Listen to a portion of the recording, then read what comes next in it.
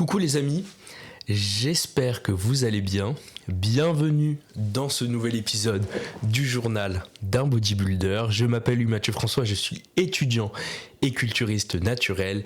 Et aujourd'hui les amis, on est sur une deuxième prise parce que j'ai déjà enregistré un podcast sans le son. Les joies de l'enregistrement. Et donc on est reparti en fait. Le monde teste ma patience, il est 18h23, donc environ 1h40 avant l'endormissement, et c'est parti. On tente l'épisode du journal d'un bodybuilder. Deuxième chance, en soi ça m'a juste échauffé en fait, j'ai fait un petit podcast d'échauffement. Et donc voilà, là on entre dans le vif du sujet. Là je suis déjà chaud puisque j'ai un podcast derrière moi, mais donc on va le refaire. Bienvenue dans cet épisode, je suis très content de vous avoir. J'espère que actuellement vous êtes posé, donc voilà, soit vous marchez, soit vous faites vos courses, soit vous préparez votre riz, puisqu'on va parler de riz dans cet épisode, ou vous préparez vos légumes, puisqu'on va également parler de légumes. Donc vous voyez déjà que les sujets du podcast sont de grande qualité, comme à l'habitude du journal d'un bodybuilder. Bienvenue, je suis très content de discuter avec vous, tout simplement, de vous avoir pour ce podcast. Merci de votre fidélité. Et on commence sans plus tarder par la première partie du podcast qui va être un petit retour sur la façon dont ces derniers jours se sont passés, avec des éléments aussi très très importants et une forme d'organisation à laquelle j'ai réfléchi pour la suite. Et ensuite, on discutera de manière très informelle de sujets absolument triviaux qui n'ont aucun intérêt, si ce n'est celui de faire réfléchir les bodybuilders et autres intéressés par les questions de fitness, et tout particulièrement aujourd'hui de préparation alimentaire. Mais voilà, on va toucher un petit peu à tout. J'ai aussi un élément qui a changé dernièrement sur ma diète et qui joue un rôle assez important aujourd'hui sur ma digestion, qui m'a permis d'améliorer ma digestion. Je pense que je les dirai à la fin. Du coup voilà, reste bien jusqu'à la fin de cet épisode. Vous voyez comment on est en train de maîtriser les techniques de podcasteur. Allez, sans plus tarder, qu'est-ce qui s'est passé sur ces dernières semaines ? Alors un petit peu comme dans le podcast précédent, à vrai dire. Je suis en train de préparer mon code de la route. Toujours pas de permis de conduire à l'horizon. À Paris, en plus, il faut savoir qu'il faut 3-4 mois pour le passer. Mais bon, ça reste dans le viseur, là. On est locked in pour le permis de la route. Le permis de conduire, pardon, pas le permis de la route. Et à côté, je suis encore en train de réhab ma hanche. Ça va de mieux en mieux, à vrai dire, même si je pensais que ça passerait plus vite. Et en fait, non, hein, c'est une douleur que j'ai encore, même si elle est plus ou moins ténue selon mon niveau d'activité sur la journée, selon aussi mon sérieux dans ma mobilité, dans ma capacité lors des échauffements à mobiliser ma hanche et à la faire bouger un petit peu dans toutes les directions. Mais voilà, je vais essayer de continuer au niveau de la mobilité. Si c'est quelque chose que je traîne pendant trop longtemps, j'irai voir un professionnel de santé assurément.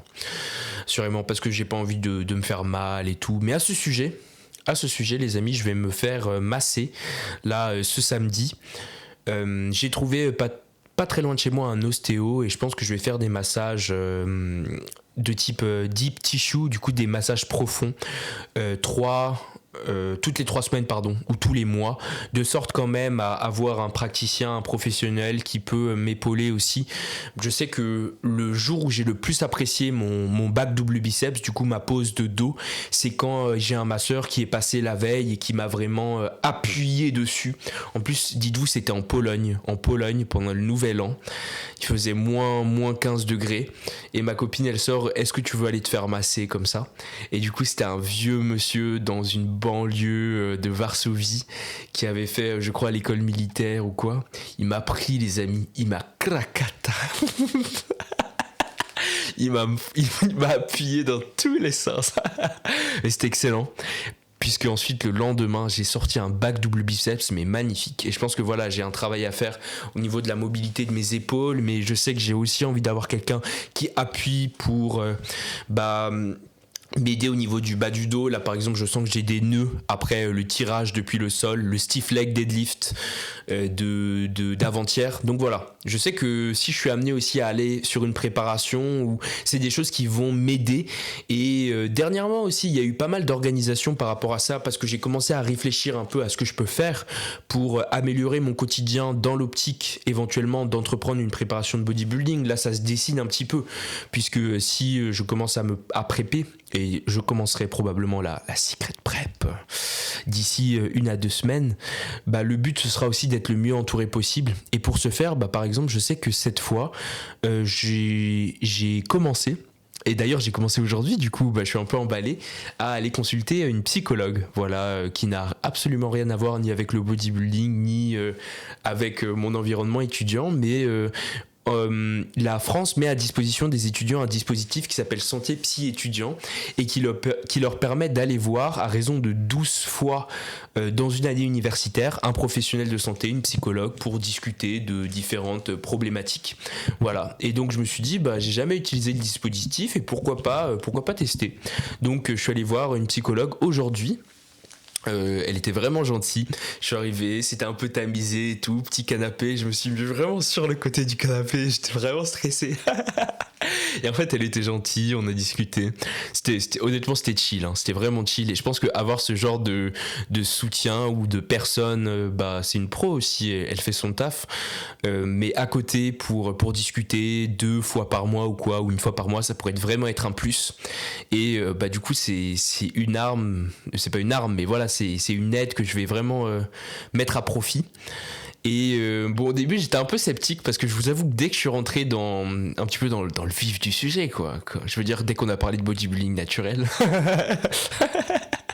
Mais en gros, ouais, au bout de une phrase, j'avais parlé de bodybuilding, j'étais en mode bonjour, je m'appelle Mathieu François, je suis étudiant et culturiste. Comme l'intro du podcast en fait.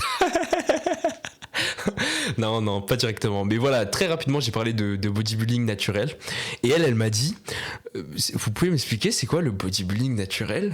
Et moi, je réponds, bah, le bodybuilding naturel, en fait, je fais du culturisme, mais sans utiliser de produits dopants. Et elle me répond, ah, donc vous prenez pas de protéines. Dur, les amis. Vous prenez pas de protéines, franchement dur, parce que voilà, je vous avoue, sur le coup, ça m'a fait un petit choc. Je me suis dit, bon, est-ce que je sors de la salle là ? Est-ce qu'on continue ? Mais non, à part ça c'était un faux pas. J'avoue, c'était un faux pas. Mais hormis ça, elle a été très gentille, très compréhensive, et franchement, j'y retournerai avec plaisir. D'ailleurs, je vais la revoir la semaine prochaine. Voilà. Du coup, LMF est en train de se faire psychologuer, et franchement, j'adore. C'est trop bien. Donc ça fait partie, là c'est la deuxième chose un peu que je mets en place, avec le fait de me faire masser un peu plus fréquemment, la mobilité, tout ça. Bah il y a la psychologue qui va me suivre un petit peu pour voir si tout va bien dans ma tête, et franchement je vais me lâcher, je vais tout lui déballer pendant la préparation. Non madame, ça va pas, je me sens pas bien, j'ai faim. Ça va être marrant. Non, voilà. Et sinon, à côté de ça, il y a une dernière chose. Avant de commencer ma préparation, je vais faire un bilan sanguin. Là, je suis allé chez mon généraliste pour qu'il me prescrive une prise de sang. Et donc, je fais ma prise de sang, je crois, le jeudi. Du coup, dans vraiment pas longtemps, probablement le lendemain du jour de sortie de ce podcast. Donc voilà, je vloguerai tout pour YouTube, que ce soit la prise de sang ou le rendez-vous chez l'ostéo. Et mais j'ai pas d'appréhension, franchement. J'ai appelé pour demander si je pouvais filmer. Et la dame, elle était vraiment, je pense qu'elle a pas compris. Elle était vraiment mimi. Elle a dit oui, il faut demander à l'infirmière et tout. Du coup, bon, je pense que ça va bien se passer. Et voilà, pour voir un peu si tous les marqueurs de santé en fait sont au bon endroit avant de commencer la préparation. J'ai pas de doute, en fait, je pense que tout ira plutôt bien. Mais voilà, c'est histoire vraiment de prendre un maximum de précautions. Je sais qu'il y a beaucoup de gens qui le font, beaucoup de gens qui recommandent de le faire même en tant que naturel, d'avoir ce regard sur les données de santé de la part d'un professionnel. Et donc voilà, ce sera fait. Tout sera carré et on pourra commencer la secret prep dans les meilleures dispositions. Voilà les amis, c'est à peu près tout pour ce qui s'est passé sur ces derniers jours, ces dernières semaines. On continue également la piscine, on continue le hard cardio, du coup la natation 1 fois par semaine, et j'essaie aussi d'avoir du hard cardio 1 à 2 fois par semaine. On est aussi plus que jamais à la conquête des 20h, parce que là on enchaîne les jours où on se couche les amis sur les coups de 19h15. 19h15 je suis dans mon lit, qu'est-ce que je fais à 19h15? Je ne dors pas directement. Non, je regarde une vidéo YouTube de mes amis. Et vous pouvez pas savoir le sentiment d'accomplissement que je tire. Non, véritablement du fait de regarder une vidéo YouTube de mes amis. Parce que j'ai l'impression de faire un truc qui me détend et en même temps de soutenir mes potes. Et franchement, j'adore ça. J'adore ça. Du coup, ce soir, je me suis prévu limite 2 vidéos YouTube. Je sais pas encore laquelle choisir. C'est voilà. Je vais me regarder ça et à 20h, 19h55, je me mets au lit, je dors de mon sommeil le plus paisible, même si, en soi, j'avoue que dernièrement, le fait de me coucher à 20h n'a pas produit les sommeils les plus qualitatifs, même si voilà, je me supplémente, je fais tout bien, j'ai mon dernier repas 2 heures avant. J'ai pas super bien dormi, c'est normal, je pense qu'il y a un temps d'adaptation, mais voilà, on continue cette quête les amis, on va pas lâcher. Et on va partir à la conquête des 20h tout simplement. Voilà. C'était un petit peu ça sur les updates. Passons maintenant au vif de l'épisode des amis. Au cœur, là on est au cœur de l'épisode. Et j'ai envie de vous parler de 3-4 trucs liés à l'alimentation, liés à des habitudes que j'ai prises dernièrement, notamment sur l'alimentation puisque c'est ce dont j'ai envie de parler aujourd'hui. Et la première chose... c'est une astuce, voilà, il s'agit d'un petit conseil que j'ai redécouvert très récemment, dont j'avais connaissance, puisque voilà, ça fait 2-3 ans que j'en avais entendu parler, je l'ai fait pendant un moment, et puis voilà, j'ai oublié, ça s'est perdu, j'ai commencé à faire autre chose, et dernièrement, j'ai regardé la vidéo YouTube d'un youtubeur anglais, d'un bodybuilder anglais, George Osborne, le Georgie Boy, et il partageait un conseil que j'ai trouvé mais d'une voilà extrêmement simple, d'une simplicité quasiment effarante. Je connaissais en plus, mais tellement pratique les amis. Et ça a trait aux légumes, aux vers. Et en fait, je vais pas passer par 4 chemins.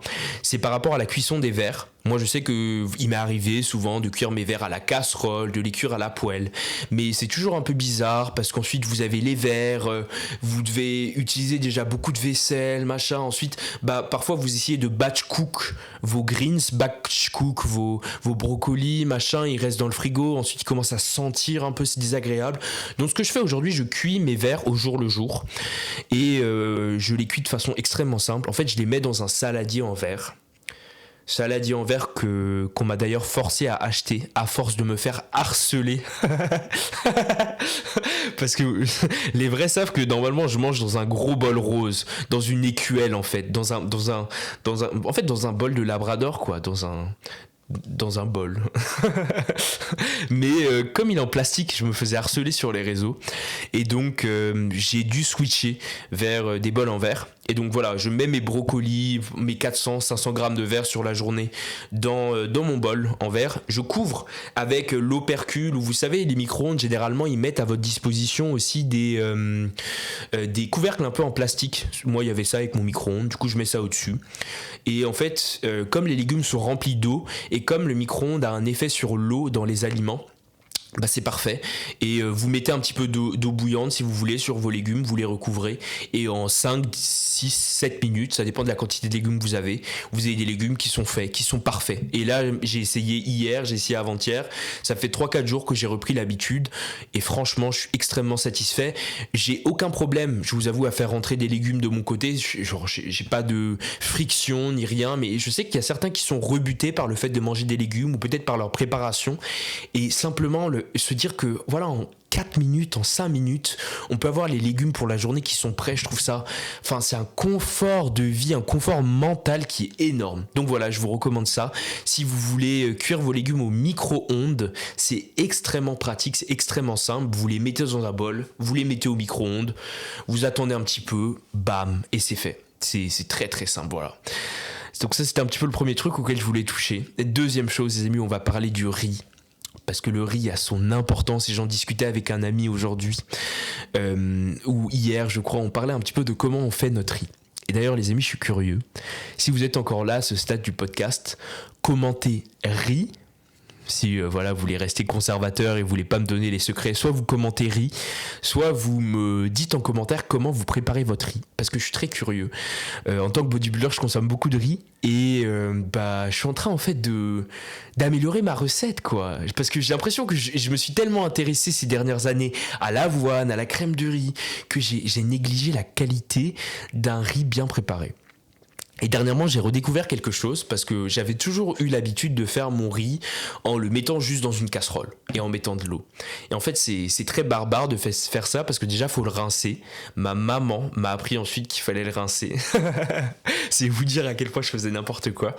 Et ensuite, j'ai un ami qui m'a même conseillé de le masser. Donc voilà, tous les jours avant de faire mon riz, je suis là à masser mon riz pendant 2 minutes, à le frotter un peu pour essayer de, juste en fait d'enlever un maximum d'impuretés. Je le rince plusieurs fois, je le frotte.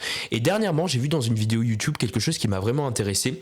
Permettez, je vais faire une toute petite pause dans le podcast pour allumer une autre lumière. En fait, j'avais commencé le podcast sous lumière naturelle, mais comme il commence à faire nuit et comme j'ai raté le premier podcast et j'avais pas de son, je suis obligé de passer sous lumière artificielle. Donc voilà, j'ai sorti la petite lumière artificielle. Mais donc qu'est-ce que je disais ? Ah oui, par rapport au riz, une technique que j'ai eue récemment et que je trouve extrêmement pratique, j'ai testé hier, j'ai testé il y a 2 jours, j'ai adoré, c'est de tremper mon riz. Simplement au moment après le lavage, je le laisse dorénavant tremper une 30aine de minutes et ça me donne, les amis, un riz dont la texture est parfaite. Je sais pas, vraiment quand je devais le sortir de mon rice cooker, c'était d'une simplicité. Et d'ailleurs, j'ai le riz juste là. Là, pour ceux qui sont sur Spotify, je suis en train d'amener le riz. Donc, il s'agit d'un gros bol de riz avec du curcuma, des petites épices. Ça sent très très bon. Et donc là, la cuisson par exemple du riz est vraiment à mon goût. Il est ni trop élastique, ni trop collant. Les grains en plus sont bien formés. Donc voilà, petite astuce, si vous avez jamais testé, faites tremper votre riz 30 minutes juste avant de le cuire. Et ensuite à la cuisson aussi au rice cooker, ça va plus vite. Du coup vraiment je recommande ce type de cuisson. Voilà. Donc c'est la deuxième chose. Et dernière chose que je voulais ajouter par rapport à la nutrition, les amis, avant de clore ce podcast. Mais dernière chose qui n'est pas des moindres en fait, c'est que sur ces dernières semaines, je viens de réaliser que j'ai mangé très peu de viande. Hormis pour la Saint-Valentin où je suis allé faire un date avec madame et on est allé au Bouillon Pigalle. C'est une forme de bistrot un peu français à Paris, c'était vraiment cool. Et là j'ai mangé une saucisse purée, délicieuse. Mais hormis ça, je crois que sur les dernières semaines, j'ai pas mangé de viande, sur les 3 dernières semaines. Parce que je tourne exclusivement en fait au poisson blanc, au colin d'Alaska. Et on m'avait revendu le colin d'Alaska parce que je l'avais trop consommé, franchement, pendant mes premières années d'études, j'en avais marre. Et là, j'y suis retourné et franchement, les amis, ma digestion n'a jamais été aussi bonne. Ma digestion n'a jamais été aussi bonne. Depuis que je mange du colin, là, que je mange plus de viande, ça va vite en fait, ça glisse. Il n'y a pas de problème. Petit colin, un petit peu d'avoine le soir, le matin je me lève, gras. J'ai aucun souci avec le transit et tout, vraiment. Et même j'ai pas de problème d'indigestion, de ballonnement. Alors je sais que quand je mangeais de la viande, du poulet, j'avais pas non plus trop de soucis, mais j'ai l'impression vraiment que le colin, en plus d'avoir réduit de moitié ma dépense pour les protéines animales, puisque le colin ça vaut je crois 5 € au kilo, le colin de Lidl en tout cas surgelé, alors que la viande j'étais autour de 10 € le kilo. En plus de ça, au niveau de la digestion c'est vraiment facile. Et j'en discutais même avec des amis dernièrement. Enfin, je sais que tout ce qui était la viande que j'achetais avant, c'était de la viande premier prix chez Lidl. Et franchement, les amis, c'était dur. Ah, c'était difficile. Le poulet, le blanc de poulet de chez Lidl, le moins cher. Waouh! Faut avoir envie. Faut vouloir avoir ses apports en protéines, franchement, parce que il est plein de nerfs. Désolé pour les végétariens ou les véganes qui vont écouter ça. Il est plein de nerfs, il a mauvais goût. Il est plein d'eau aussi. Et j'écoutais un reportage sur le fait qu'il était aussi plus gras. Et en fait, c'est le cas. Je pense que c'est des pièces de poulet qui, lorsqu'elles ne sont pas labellisées ou sont souvent plus grasses. Mais oh là là, le pire poulet que j'ai goûté, c'était le poulet d'Aldi. Franchement. Généralement pour le poulet, je suis pas difficile, mais là, waouh, Aldi c'était dur. Hein. Il était caoutchouteux, c'était terrible. Du coup, je suis pas mécontent d'être passé au poisson blanc. Là, j'ai mon petit kilo de colin qui me tient 5 jours, 200 grammes par jour. J'arrive, je mets tout dans l'air fryer, je mets toutes les épices que j'ai dans le placard, je verse tout comme ça, bra.